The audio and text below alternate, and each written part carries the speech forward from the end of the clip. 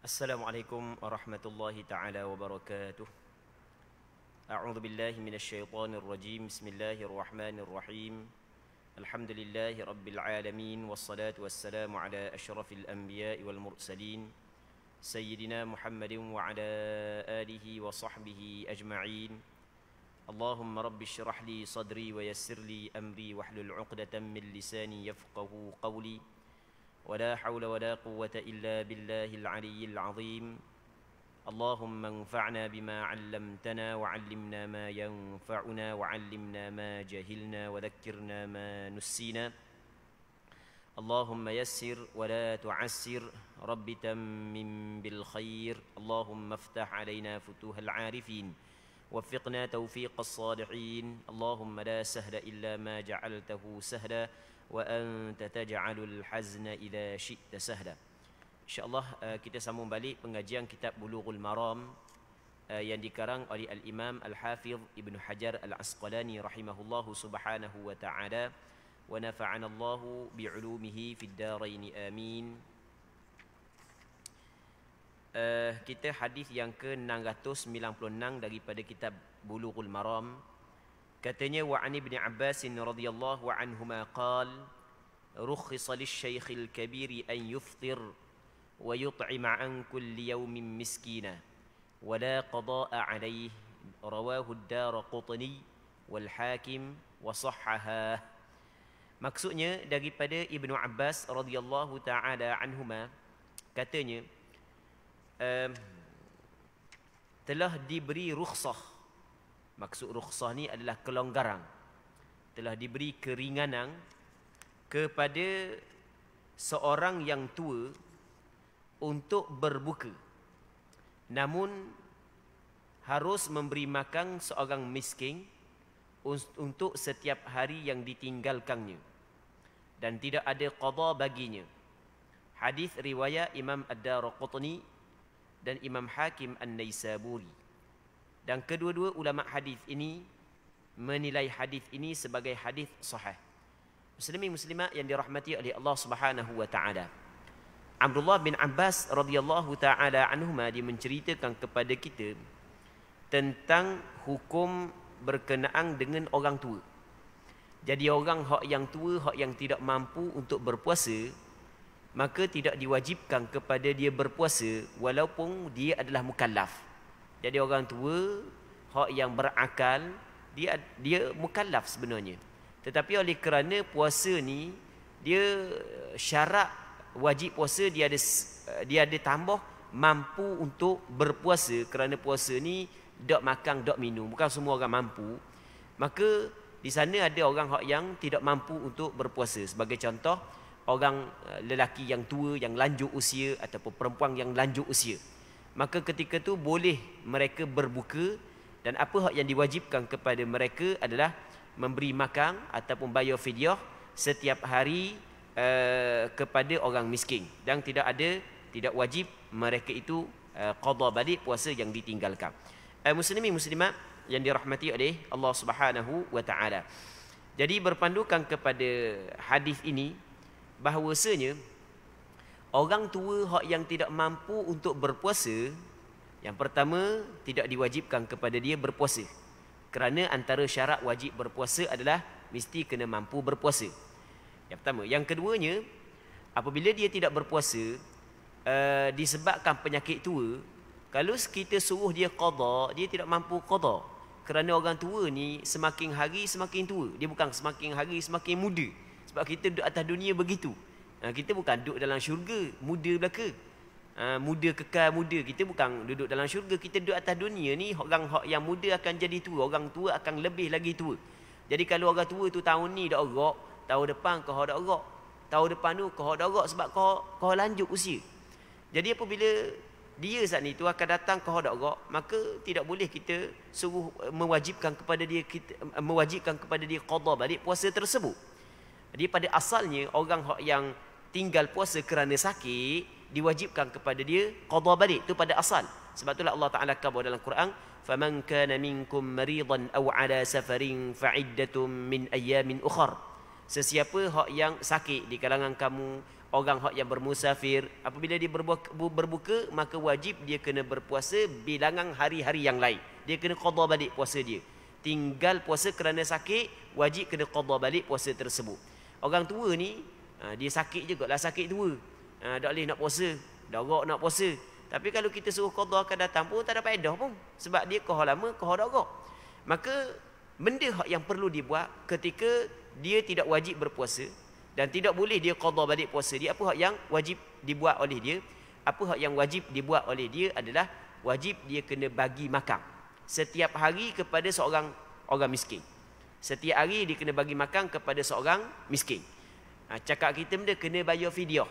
Dah banyak mana? Fidyah dah banyak mana? Secupok sehari.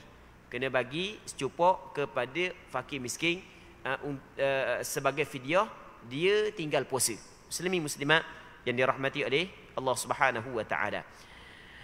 Kata ulama, hukum dia sama juga orang yang ada sakit, yang mana sakit dia tu tidak diharapkan sembuh. Dia kita sakit orang muda, bukan orang tua, orang muda. Orang muda ni dia ada sakit. Jadi bila dia sakit, dia tidak boleh berpuasa. Pada asalnya orang sakit, apabila dia tidak berpuasa, wajib dia kena qada balik. Itu pada asal. Itu jelas disebut dalam Al-Quranul Karim, fa'iddatum min ayyamin ukhar. Tapi di sana ada orang yang mempunyai penyakit yang tidak diharapkan sembuh. Kita nak suruh dia puasa, dia tak boleh nak puasa. Lepas tu kalau kita nak suruh qada akan datang pun, dia tidak boleh qada kerana benda, kerana penyakit dia tidak diharapkan sembuh. Jadi tanya bahagian pakar perubatan kata penyakit awak ni sampai ke mati dah penyakit awak ni. Memang dah sembuh dah, lepas-lepas dah gitu lah. Melainkan kalau benda awak ada karamah tu lain lah mungkin lah. Okey, dia tengok kepada adab, pakar dak baik dah penyakit awak ni. Okey, jadi kalau begitu penyakit dia, maka dia mengambil hukum seperti orang tua. Walaupun umur dia baru 18, walaupun umur dia baru 20.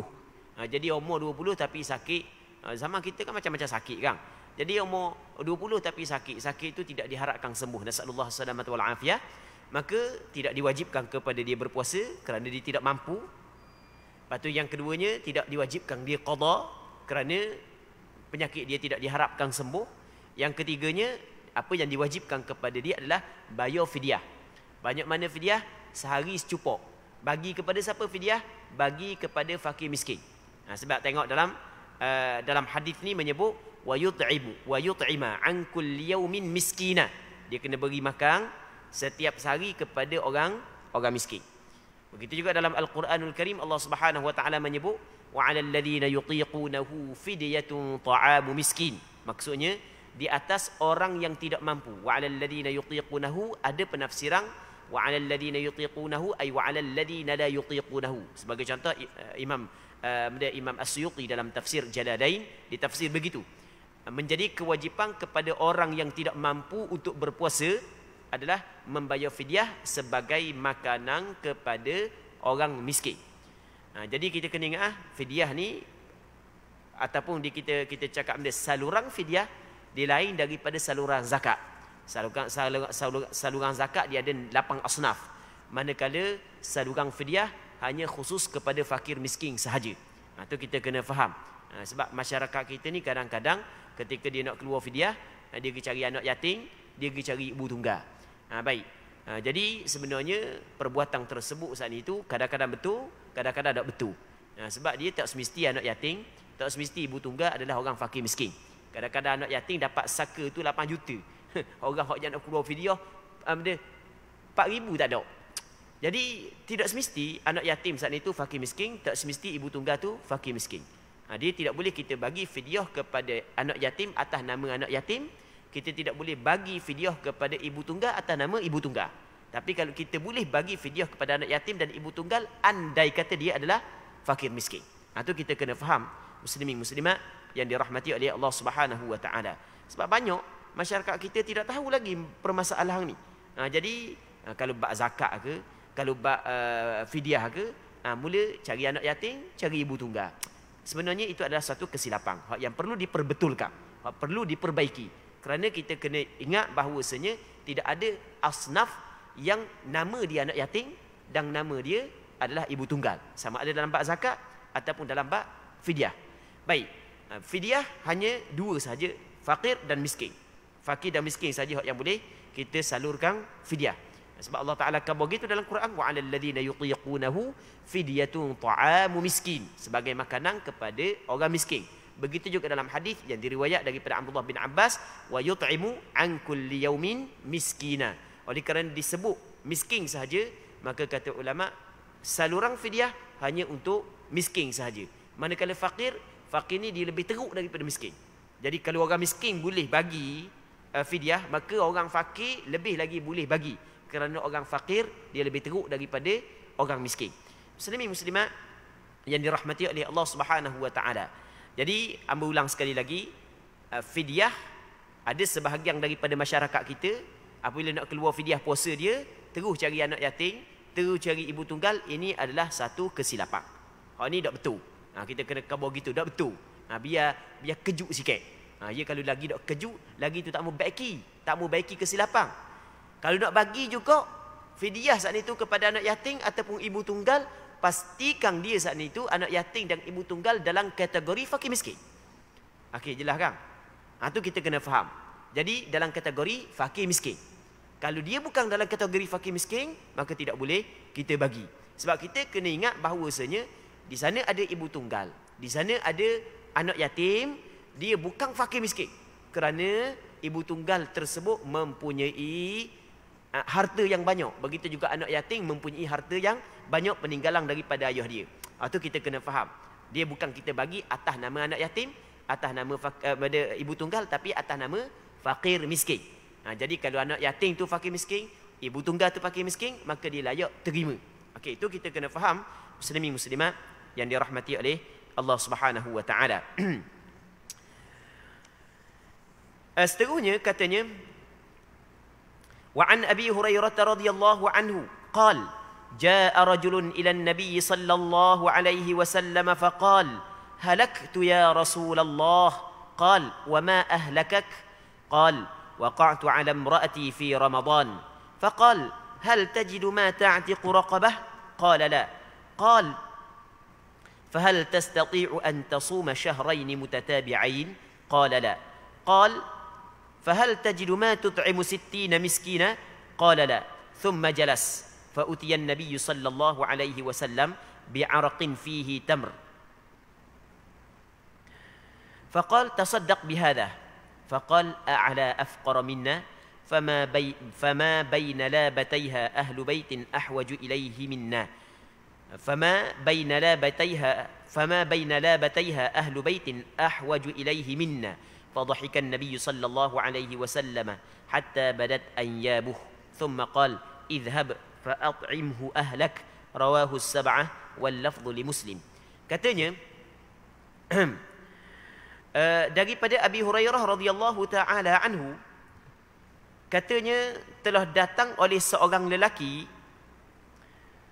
kepada Nabi sallallahu alaihi wasallam melaporkan, wahai Rasulullah, sesungguhnya binasa aku binasa dah wahai Rasulullah.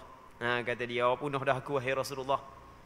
Maka Rasul tanya dia, wa ma ahlakak, apakah yang membinasa kamu? Benda yang menyebabkan kamu jadi punuh? Dia mari jumpa dengan Rasul, kata Allah punuh dah hamba Rasulullah, punuh dah. Dah benda yang jadi punuh tu. Maka dia kata lagu mana? Lelaki itu menjawab, aku telah menyubuhi isteriku pada siang hari Ramadan. Jadi setubuh dak setarang pada siang hari Ramadan, sedangkan antara perkara yang wajib ditinggalkan oleh orang yang berpuasa adalah bersetubuh. Jadi bersetubuh pada siang hari Ramadan ia termasuk dalam perkara yang membatalkan puasa. Baik. Maka Nabi SAW bertanya kembali, apakah kamu punya kemampuan untuk memerdekakan seorang hamba? Rasul kata, mampu tak memerdekakan seorang hamba? Baik, lelaki itu menjawab, tidak wahai Rasul, tidak mampu. Jadi kita faham daripada hadis ini bahawasanya orang yang membatalkan puasa pada bulan Ramadan dengan persetubuhan, dengan jima', maka ada kifarat dia, ada denda dia. Denda dia yang pertama adalah dia mesti kena memerdekakan seorang hamba. Okey. Nabi SAW bertanya lagi, apakah kamu mampu puasa selama 2 bulan berturut-turut? Mampu tak puasa 2 bulan berturut-turut? Jadi bermakna kalau orang tu tidak ada hamba untuk dimerdekakan, contoh masa zaman kita lah ni, contoh macam zaman kita, maka apa yang diwajibkan kepada dia adalah puasa 2 bulan berturut-turut. Okey, mampu tak puasa 2 bulan berturut-turut? Baik. Lelaki itu menjawab, tidak wahai Rasulullah. Tidak mampu juga puasa 2 bulan berturut-turut. Mungkin dia sakit, mungkin dia tua, tidak mampu. Baik. Dia tidak mampu ni, kita kena faham. Dia tidak mampu lain daripada malah. Lain daripada malah. Malah lain, tak mampu lain. Dia ada ke orang tanya, Ustaz, kena puasa 2 bulan berturut-turut kan? Ni kena puasa 2 bulan berturut-turut. Ya kena puasa 2 bulan berturut-turut. Rasa dah boleh nak buat, Ustaz. Tapi orang yang tanya tu orang masih lagi muda. Orang muda lagi. Orang muda. Ambil cerita ni gini. Kita di Terengganu ni, kita di Terengganu, kita ada Jabatan Mufti Terengganu. Lepas tu di Jabatan Mufti, dia setiap hari Selasa dengan Rabu kita ada klinik hukum. Klinik hukum Jabatan Mufti Terengganu. Jadi di Jabatan Mufti Terengganu kita ada klinik hukum setiap hari Selasa dengan hari Rabu. Hari Selasa start daripada pukul 9 pagi hingga 1 tengah hari. Biarlah berkabul lalu lah. Sebab ramai juga rakyat Terengganu tak tahu. Kita start daripada pukul 9 pagi hingga pukul 1 tengah hari. Setiap hari Selasa dan Rabu. Malaikat hari cuti tak ada lah. Yang mana kalau mana-mana orang yang ada permasalahan kemusykilan agama boleh pergi direct ke Jabatan Mufti. Dia ada bilik klinik hukum. Ataupun kalau tak mau pergi direct, telefon pun boleh. Jadi kita nak tanya hukum boleh melalui pergi direct ke jabat ataupun pergi melalui telefon. Jabat dia tak jauh, depan ni je. Depan dia, depan mahkamah ke? Depan mahkamah kan, tepi Bukit Besar. Sebab ada juga orang Terengganu kita tak tahu mana. Jabat Mufti tak tahu kawasan mana. Baik, okey.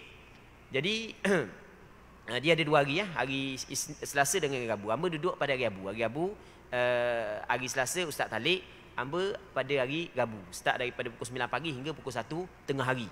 Jadi kalau mana ada kemusykilan agama tu bolehlah tanya, pergi direct ke ataupun telefon. Muslimin muslimat yang dirahmati oleh Allah Subhanahu wa taala. Antara soalan yang pernah diajukan kepada hamba. Ni yang nak cerita. Antara soalan yang pernah diajukan kepada hamba, Ustaz, hamba tak mampu nak puasa 2 bulan. Tapi orang yang bertanya saat ni tu adalah orang muda. Dah puasa bulan Ramadan baru ni awak okey, mampu je. Dia kata boleh. Kalau gitu bukan tak mampu tu bukan tak mampu. Bukan tak mampu. Jadi awak tu rasa payah untuk puasa. Dia payah rasa untuk puasa, di lain tidak mampu. Malah untuk puasa lain tidak mampu. Orang muda dia mampu puasa 2 bulan berturut-turut. Sebab kita sebulan Ramadan tu kita boleh puasa sebulan berturut-turut. Cuma kita mampu untuk puasa sebulan berturut-turut ni mungkin kerana orang pakat puasa belaka.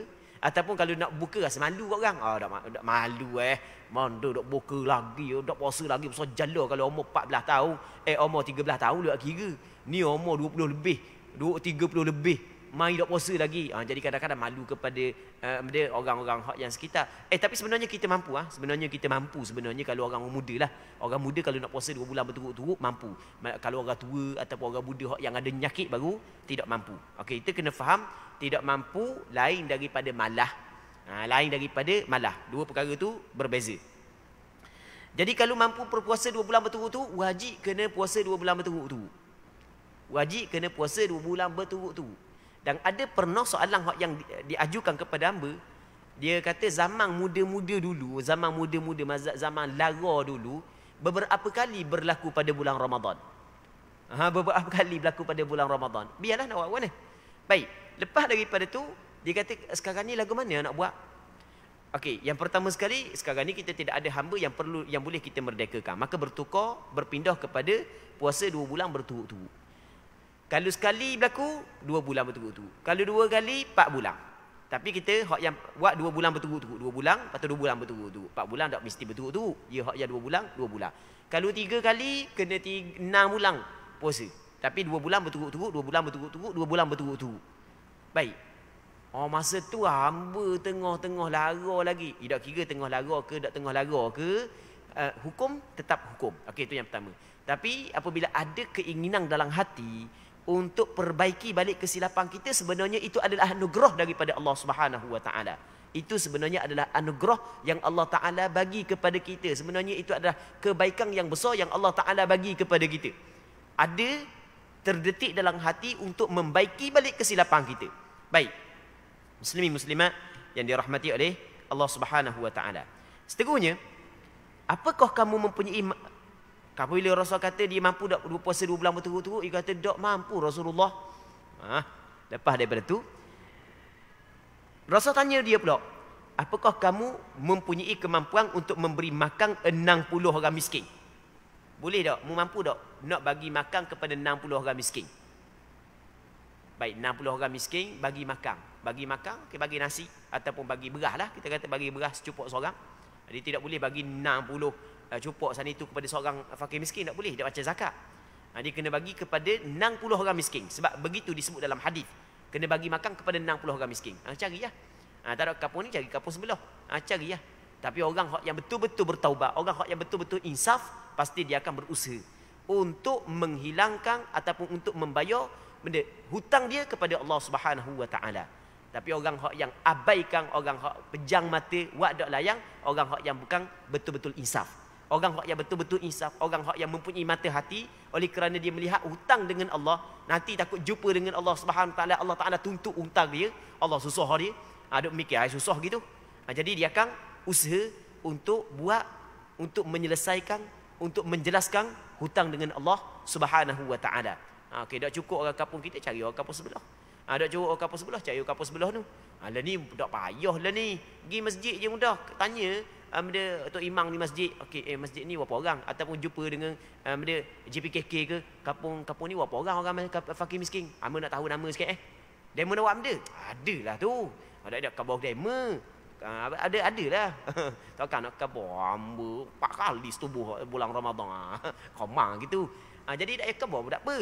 Jadi tanya, kalau misalnya tidak mampu untuk berpuasa, tanya. Ini banyaklah cara untuk kita dapatkan fakir miskin, muslimin muslimat yang dirahmati oleh Allah Subhanahu Wa Taala. Jadi kalau tidak mampu puasa 2 bulan berturut-turut, beri makan kepada 60 orang fakir miskin. Jadi 60 orang fakir miskin kalau bagi makan secupuk seorang lebih kurang habis 100 riyal. Kalau sebab secupuk berapa riyal sangat secupuk seorang. Jadi mungkin atau 150 riyal pun tak apa. Dah banyak manalah.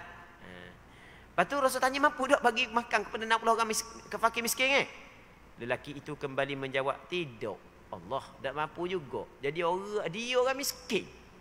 Okey, tak apalah. Kemudian lelaki itu diam, tak ada benda, selesai. Dah tak ada dah. Dia 3 tu. Yang pertamanya mereka seorang hamba. Yang keduanya puasa 2 bulan berturut-turut. Yang ketiganya bagi makan 60 orang miskin. Dah kalau tak mampu, nak buat warna lagi. Tergantunglah hutang sehingga mampu. Okey, mengikut mazhab Imam Syafi'i, dia tergantung hutang sehingga mampu. Tergantung hutang sehingga mampu. Kemudian lelaki itu diam. Tidak lama kemudian, dia masih lagi berada dalam majlis Rasulullah. Tidak balik lagi, masih dalam majlis Rasulullah. Kemudian Nabi SAW mendapat kiriman sebakul keranjang yang penuh dengan penuh berisi buah kurma. Jadi kebetulan orang hadiah kepada Rasulullah SAW, cakap kita seguni, sekarung buah kurma orang hadiah kepada Rasulullah SAW. Jadi apabila orang hadiah kepada Rasulullah tengok orang lelaki saat itu dia ada berhutang. Oleh kerana dia telah melakukan kesilapan dan kesalahan, dia ada denda. Maka Rasulullah mengambil benda tu bagi kepada dia. Supaya dia bayar kifarat. Supaya dia bayar kifarat jimuk dia pada bulan Ramadan saat ni. Okey. Jadi Rasulullah pun lalu bagi dia bersabda kepada dia, sedekahlah kurma ini. Mu ambil kurma ni, orang bagi pada Rasulullah bagi kepada dia supaya dia sedekah untuk membayar kifarat persetubuhan yang dilakukan pada bulan Ramadan. Lelaki itu balik bertanya kepada Rasulullah, apakah aku kena sedekah untuk orang yang lebih fakir daripada kami? Ditanya Rasulullah, nak sedekah kepada siapa ni Rasulullah? Adakah kena sedekah kepada orang yang lebih susah daripada saya? Padahal di antara kedua batas kota Madinah ini tidak ada suatu ahli, suatu keluarga pun yang lebih memerlukannya daripada kami. Rasa Madinah hak yang paling susah kami, tak ada orang lain dah. Orang hak yang paling susah di Madinah dia. Dan hak yang paling susah tu buat kesalahan.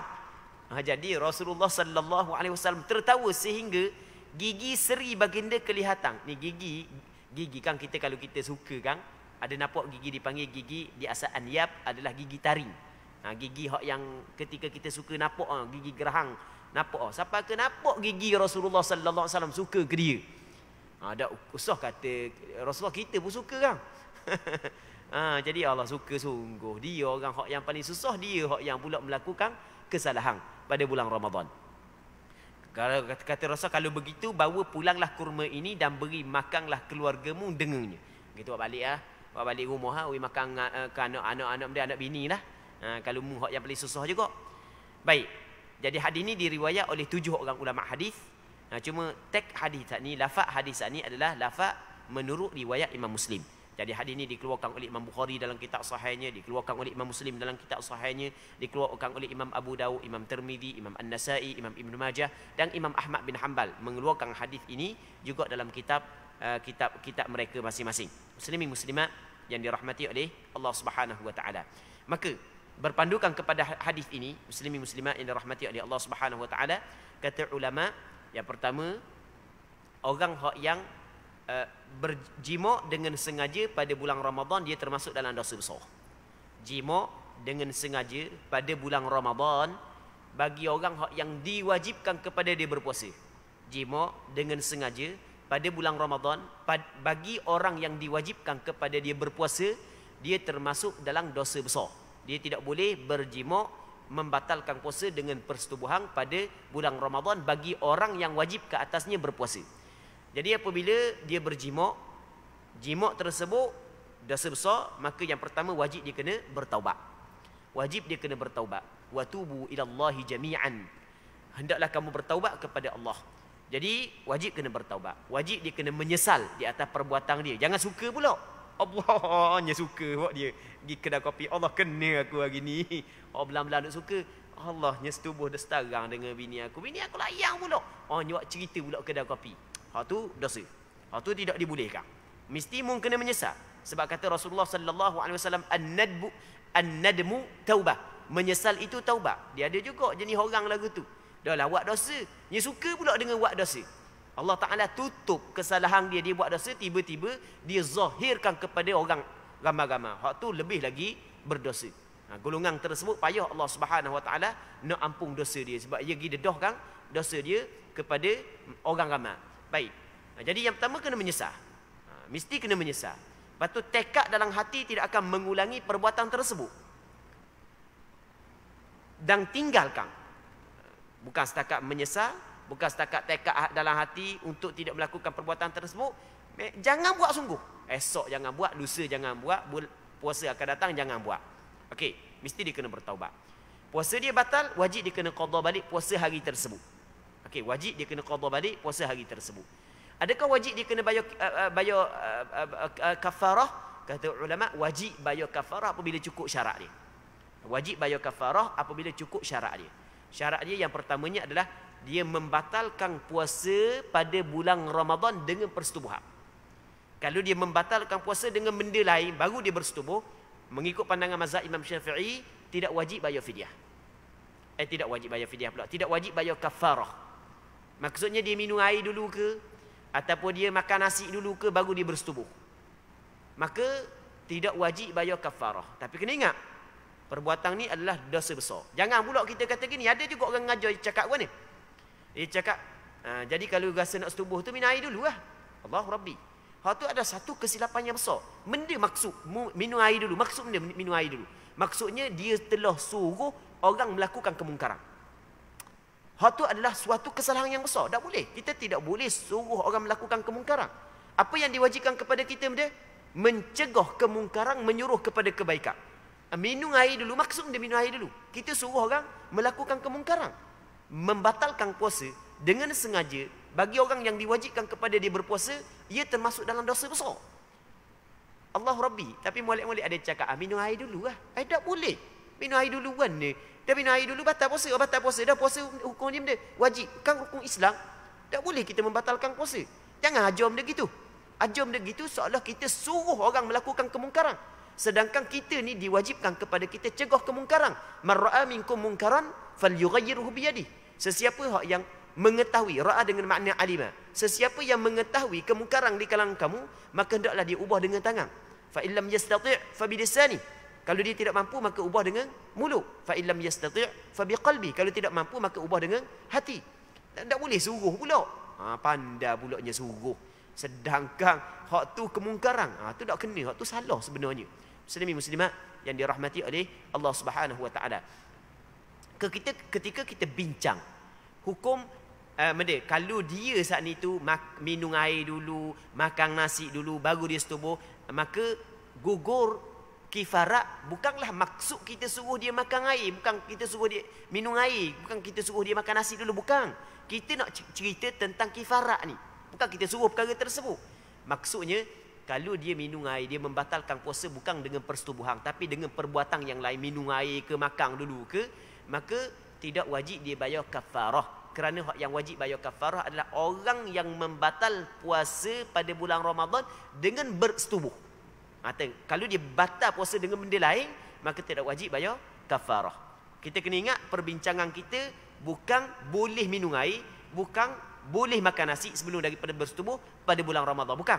Kita nak cerita kalau dia membatalkan puasa dengan minum air, dengan makan nasi, bukan dengan bersetubuh, maka tidak wajib dia bayar kafarah. Muslimin muslimat yang dirahmati oleh Allah Subhanahu wa taala. Tetapi tetap dia telah melakukan dosa besar. Baik. Okey, syarat yang pertama dia membatalkan puasa dengan bersetubuh. Puasa yang dibatalkan saat itu adalah puasa pada bulan Ramadan. Manakala kalau puasa pada bukan bulan Ramadan, tak wajib bayar kafarah. Contoh dia puasa sunat, tiba-tiba dibatal puasa sunat dengan bersetubuh, tak wajib bayar kafarah. Ataupun dia puasa qada, tiba-tiba dia batal puasa qada dia dengan bersetubuh, tidak wajib dia bayar kafarah. Okey. Yang pertama dia batal puasa dengan bersetubuh, puasa Ramadan, yang mana puasa Ramadan tu diwajibkan ke atas dia. Di syarat yang ketiga, puasa Ramadan tu diwajibkan ke atas dia. Kalau puasa Ramadan tidak diwajibkan ke atas dia, maka hal tu tidak wajib dia bayar kafarah. Sebagai contoh, muslimin muslimat yang dirahmati oleh Allah Subhanahu wa taala, orang tu bermusafir. Orang tu dia bermusafir. Orang yang bermusafir tidak wajib dia berpuasa. Tapi dia memilih untuk berpuasa. Pada asalnya tidak wajib, tapi dia memilih untuk berpuasa. Tiba-tiba dia membatalkan puasa ketika dia sedang bermusafir dengan persetubuhan. Okey, boleh faham kan? Maka tidak wajib dia bayar kafarah. Kerana benda? Kerana puasa kepada orang yang bermusafir tidak diwajibkan. Okey je lah. Berapa dah? 3. Yang keempatnya adalah dengan sengaja. Dalam keadaan dia sedar, dia sedang berpuasa. Kalau dia tak sedar dia sedang berpuasa, ingat ke bulan lain? Ingat ke bulan lain? Lepas daripada mandi wajib apa semua sekali, kita ni kan bulan Ramadan ni. Dah ingat. Okey, maka hak tu tidak wajib bayar kafarah. Sebab puasa tidak batal mengikut pandangan mazhab Imam Syafi'i. Persetubuhan tanpa sedang dia saat itu terlupa dia sedang berpuasa, maka ia tidak membatalkan puasa. Walaupun tiap-tiap hari sepanjang Ramadan. Sepanjang Ramadan kita buat contoh je. Lupa sama. Sepanjang Ramadan berlaku benda gitu. Baik, ia tidak membatalkan puasa dan tidak wajib dibayar kafarah. Muslimin muslimat yang dirahmati oleh Allah Subhanahu wa taala. Seterusnya kata dia, wa an Aisyah wa ummi Salamah radhiyallahu anhuma anna an-nabiy sallallahu alaihi wasallam kana yusbihu junuban min jima' thumma yaghtasilu wa yasum, muttafaqun alaih. Wa zada Muslim fi hadits ummi Salamah wa la yaqdi. Maksudnya daripada Aisyah, isteri Nabi sallallahu alaihi wasallam, dan Ummu Salamah juga isteri Rasulullah. Katanya, dulu Nabi sallallahu alaihi wasallam pernah berpagi hari punya janabah kerana bersetubuh. Rasulullah sallallahu alaihi wasallam masuk subuh masih lagi berjunub dari kerana jima'. Maksudnya Rasul bersetubuh, lepas tu Rasul dak mandi lalu. Rasul mandi setelah daripada masuk waktu subuh, setelah daripada keluar fajar. Kemudian Rasulullah mandi wajib. Lepas tu Rasulullah meneruskan ibadat puasa. Baik, hadis ini dikeluarkan oleh Imam Bukhari dan Muslim dalam kitab sahih bagi keduanya. Dalam riwayat Imam Muslim ada penambahan dan Rasulullah tidak qada balik puasa tersebut. Maka berpandukan kepada hadis ini, kata ulama bahawasanya orang yang berjunub pada malam puasa, esok puasa, malam ni dia berjunub, boleh dia mandi pada malam hari sebelum daripada fajar dan boleh dia mandi setelah daripada keluar fajar. Maksudnya kalau dia mandi setelah daripada keluar fajar sekalipun tetap puasa dia sah. Kerana bukanlah di antara syarat sah puasa mesti kena mandi wajib terlebih dahulu bagi orang yang berhadas besar. Jadi kalau nak mandi wajib lewat tak ada masalah. Cuma sebaik-baiknya mandi wajib sebelum daripada masuk subuh. Waktu sebaik-baiknya. Tapi kalau nak mandi wajib pukul 6.30 boleh. Tapi jangan mandi pukul 8.30 pula. Subuh pukul 10 tengah malam. Mandi wajib pukul 8.30 pagi. Pas mana sembahyang subuh? Tak sembahyang subuh pula. Ni kita cerita ni masih lagi dalam waktu subuh. Jadi kita mandi wajib setelah daripada masuk dah waktu subuh, masuk dah permulaan ibadat puasa. Boleh, tak ada masalah. Bukanlah disyaratkan orang yang berjunub kena mandi dulu sebelum daripada masuk subuh, tidak disyaratkan. Walaupun hak lebih afdal begitu. Baik, muslimin muslimat yang dirahmati oleh Allah Subhanahu wa taala. Seterusnya berkenaan dengan mengqada puasa orang lain. Ini kita akan sambung perbincangan ni pada minggu akan datang kalau sekiranya dipanjangkan umur. Jadi untuk malam ni kita berhenti sini dulu. Kita berdoa kepada Allah agar perbincangan kita ada keberkatannya dan sama-sama dapat mengambil manfaat. Wallahu subhanahu wa ta'ala a'la wa a'lam. Allahumma haqqiqna bittiba'i nabiyyika Muhammadin sallallahu alaihi wasallam zahiran wa batina. Allahumma ja'alna mimman yastami'una al-qawla fayattabi'una ahsanah. Wa sallallahu ala sayyidina Muhammad wa ala alihi wa sahbihi ajma'in. Walhamdulillahi rabbil alamin.